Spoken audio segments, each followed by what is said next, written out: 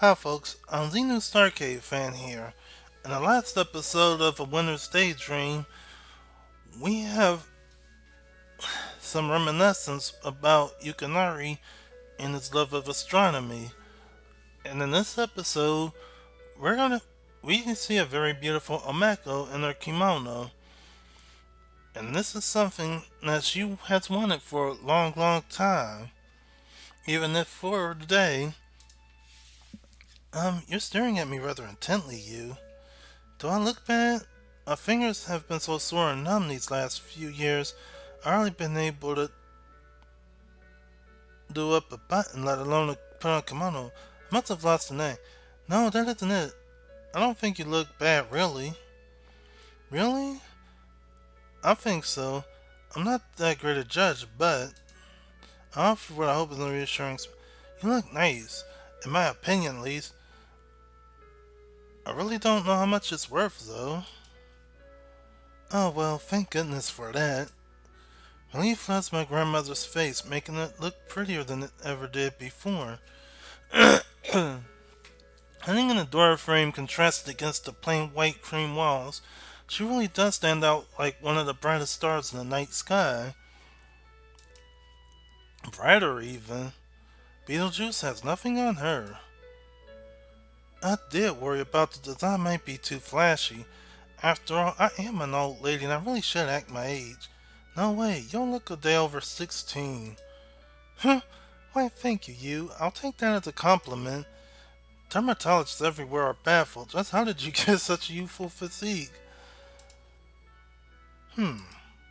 My grandmother pretends to ponder, holding one finger against her lower lip, eating a lot of vegetables, I suppose, and breathing in the cool country air, and a little bit of magic, of course. Of course. My grandmother fingers the pattern of her kimono, her expression thoughtful. You know, when my mother started to get on in years, she only ever wore black. Like she was dressing for a funeral? That's what I said. But mother told me black was very formal and dignified, and I should stop being so cheeky. She'd be livid if she knew I was wearing pink in my 80s. I don't think black would suit you. It would make everything seem too somber. Exactly. I don't want to visit the Jinguji shrine to mourn my past. I want to celebrate it. I'm sure that would make Grandpa happy. I hope so too. My grandmother cast a small glance at my grandfather's shrine. It looks strangely solemn tonight, though he's smiling warmly in this photograph. Maybe it's because of the cold. The dark sky makes everything seem gloomy. Yeah, that's very true. Yukinari might be dead, but I'm not. As long as I'm alive, I'm going to hold this memory within my heart. I'll try to remember the fond times for his sake. That way, he can continue to live inside me. Grandpa was so full of life. It's hard to believe he's really gone. It's been a full year and still. I always thought that he would be the one to outlive me. But here you are, and I've never seen you so radiant. You've got a youthful glow that I can't quite put my finger on. Oh, hush you. My grandmother silences me, but she's laughing. I know she really isn't upset. Not anymore, at least. This night is far too special to allow ourselves to wallow in what could have been. It's the same as space. Like my grandfather said, space is an amazing, magnificent place filled with unexplored and uncharted stars, planets, galaxies. That is silly to fixate so much on a possible existence of aliens. We'll worry about that when there's so much incredible star stuff to ruminate over. Oh, you dear, can I ask you a favor? What? Could you tighten my obi for me? I'm worried it's a bit loose. I look at my grandmother's complex clothes dubiously. I want to know how. I'm sure you can figure it out. Smart boy like you. Don't you want to help your old grandmother in her twilight years? How trying to blackmail me, huh? But you're good with your hands. Hisako always tells me how handy you are in the kitchen. Well, could you take a look at least? I'm not confident in my skills like I used to be. Now, I've never been that skilled in putting on kimonos anyway. My mother used to scold me about how sloppy I was. Well, I can try to help, but don't expect miracles. I won't. I'm not that unreasonable. I've had my fill of miracles today. Well, alright, I'll give it a look, but don't expect too much. I'm not an expert. I get to my feet with no small amount of effort. I was getting pretty cozy beneath the kotatsu and walk over to my grandmother. I stand behind my grandmother and examine her obi. Though there's a decorative ribbon in the front, the round obi ties at the back, in a typical box shape. Well, that was kind of hard to get through. And plus, this was also redundant, but I'll let it slide. Now that I take a look a little more closely, the ribbon does look a bit skewed, but I'm not exactly sure how to remedy this. I reach out with fumbling my fingers trying to adjust the ribbon. My hands, though deft and skillful, according to my mother, are ill-equipped to deal with this challenge. Putting on a kimono is really difficult. It's an art form in and of itself, like painting. Oh, yes. Azumanga Daioh episode 14, if I remember correctly. Niyamo didn't know how to put on a yukata for the same exact reason. No wonder it took my grandmother so long to get ready. This is why Otoko so virulently. Is this why Otoko so virulently opposed to wearing a kimono? Not only are they old-fashioned, but they're also so fitly. After a minute or so, however, I think I managed to tighten the obi a little. Plus, the ribbon's more or less centered now. It's by no means perfect, but I tried my best. I hope this is good enough. I'm afraid the whole thing will fall apart the moment my fingers leave the obi, but fortunately that's not the case. The length of fabric remains where it should, firm and immovable. My grandmother smiles happily, and does a twirl as testing strength of her newly tied obi. Oh, it's wonderful. I feel so much lighter now. Don't spin around too much or it might come undone. I don't want the fruits of my hard work to be ruined. Don't worry so much. I know you did a great job, sweetie. Well, thanks. You're a star. With a small smile, my grandmother kisses me swiftly on the cheek. Well, he was caught off guard from this one. Like, what? Yeah, but. Well, he was caught off guard. My grandmother used to kiss me a lot when I was younger. I'm a big fan of her kisses, particularly when her lips were so dry and smelled so strongly of hinoki wood. She still smelled. She still smells a little bit of hinoki wood. It's distinctly a musky aroma I remember from my childhood, but it doesn't bother me now the way it used to. In fact, it's rather comforting, though the girl standing before me looks completely and utterly different to my grandmother. She's still the same person deep down inside. No matter what she looks like, that fact will never change. Now, my grandmother inclines her head towards the doorway. Shall we get going? Right, you won't want to keep Grandpa waiting. Yukinari? My grandmother cast a plaintive glance at my grandfather's shrine. When her eyes met those of his portrait, she sighed softly. It would be wonderful if I could see him again.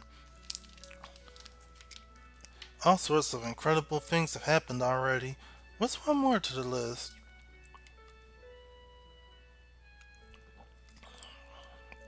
You're right, I have to believe.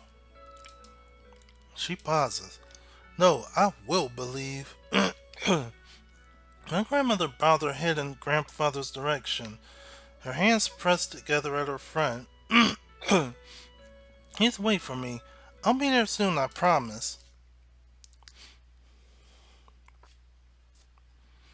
The walk to the shrine is relatively uneventful. It's still snowing, albeit gently, and the flakes land on my head and the tip of my nose, so I'm even catching my eyelashes. When I wipe them away, The slightest brush from my warm fingertips make them melt. Rivulets of cool water drip down my cheeks and forehead, but I pay 'em little heed. I feel underdressed compared to my grandmother, who's clad in her kimono and obi, with her little wooden geta clacking against the ground, but I don't really have anything to change into. I'm not the one who worried about fashion at time, though it's not that I'm going out on a date. Not like my grandmother. It's almost something from Cinderella. I find myself thinking, and not for the first time this strange, surreal day, if you look to your right, yeah, we have a young girl all dolled up to go to a ball hoping to bump into our Prince Charming. But in this reimagining of the well-known, much beloved familiar story, the beautiful grown woman in the kimono from the Edo period, the ball is a small shrine tucked away atop a flight of stone steps, and the prince, that would be my grandfather, Saotome Yukinari. I never felt my grandfather was particularly princely when I was a kid. There was nothing regal whatsoever about that old man in his faded hakama, with bristles around his chin, who talked with a boyish enthusiasm about the stars and spat out watermelon seeds in the front yard when he was eating. Maybe he looked like a prince when he was younger. When he first met my grandmother and stole her heart, the stars above mixed amongst the gentle droplets of falling snow twinkle. Away from the confines of my grandmother's old home, I can pick out more stars than I could before. Betelgeuse shines with renewed light, and Capella is more vivid than ever, though I was trying to do all the other stars in the sky. That makes sense. It is the third brightest star in the northern hemisphere, just behind Arcturus and Vega. Oh, yes, Arcturus and Vega. I glanced about curiously searching for constellations. You know, I do that from time to time, but from where I live, however, it's damn near impossible because there's too much lights in an urban area. Which one is the easiest to find in the winter? There's Gemini, Taurus, and I exhale softly, my breath escaping from my lips like steam. We finally reached the stone steps that led to the Jinguji Shrine. The stone steps are frosted over with ice. They look steeper than ever beneath the stark light of the round full moon. And dangerous, too. I turned to my grandmother and asked her, are you sure you'll be alright? Don't worry about me, you, she replies, her face taut with concentration. I won't let you silly old stare stop me, but if you slipped on the ice, I'll be alright. I might be an old biddy, but I have enough all the strength left in me. My grandmother laughs and flexed her non-existent muscles. The long, elegant sleeves of her kimono punch up when she moved her arm, rolling back to her elbows, and a truly scandalous amount of bare skin.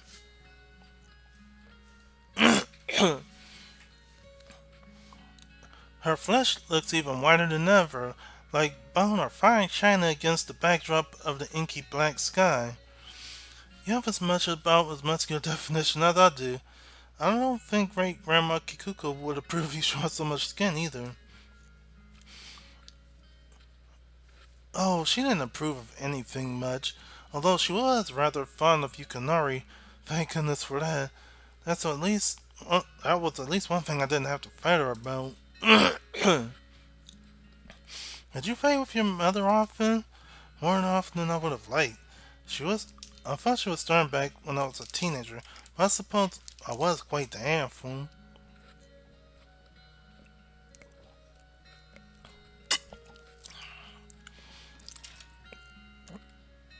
I wish I could apologize, but yeah, well, my grandmother said her relationship found out after I married Yukinari. She always told me that I should count my lucky stars that a girl like me managed to find such a handsome man. And did you? Every single day. That's why I can't let a few stairs frighten me. Not now. I glance up at the stairs that lead to the Jinguji Shrine. I can remember coming here with my grandparents and my parents when I was a small child. It was very hot when I think it was summer back then, and there were insects everywhere. I got bitten half to death by mosquitoes in my face and burned because I refused to wear sunscreen. After a few days, my skin started to peel away. And Otoko shrieked and said I looked like some sort of monster. Otoko spent much of her time climbing the stairs complaining. I meanwhile tried to count them. There were 76 all told. 76 stone steps leading to a small unkempt shrine overrun with weeds that hardly anybody ever visited. The box for donations were completely empty, especially back then. This was more than 12 years ago. It really has been a while, my grandmother said ponderously, her eyes filled with all the stars in the night sky. When was the last time you came here? I asked. I don't remember. More than a decade, I should think. When I reached 75, all of a sudden my body stopped working like it should. It stopped listening to me. My grandparents seemed to get very old quickly after my 8th birthday. All of a sudden, my grandmother's back developed a hunch, and my grandfather's legs were very stiff and heavy in the winter, and the two of them could no longer climb up all those stairs to a local shrine.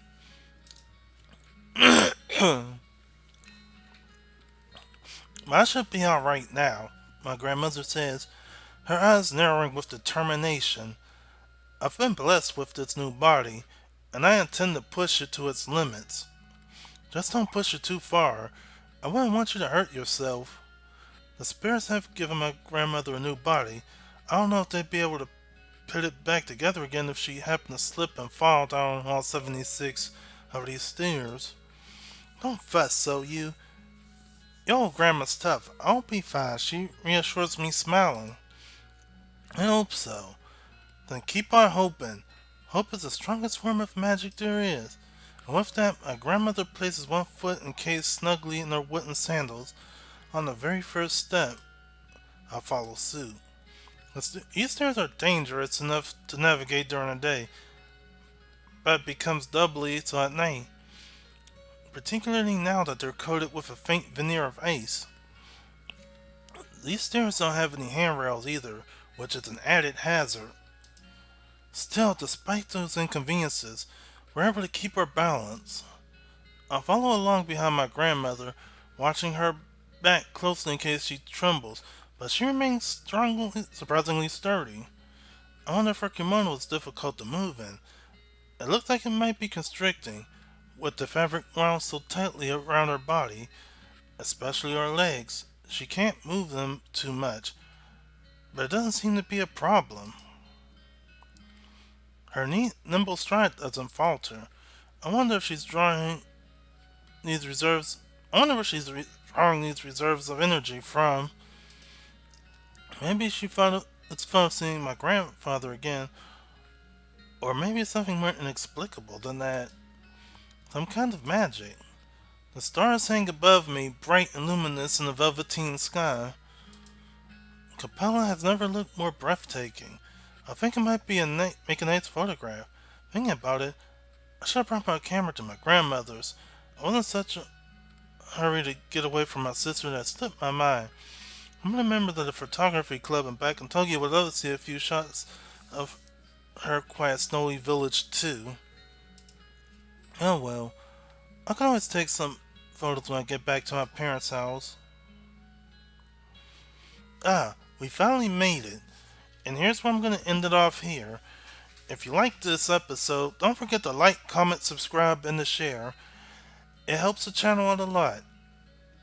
Anyway, I'm the newstarcadefan saying thanks for watching. Have a good day or night wherever you are. And bye for now.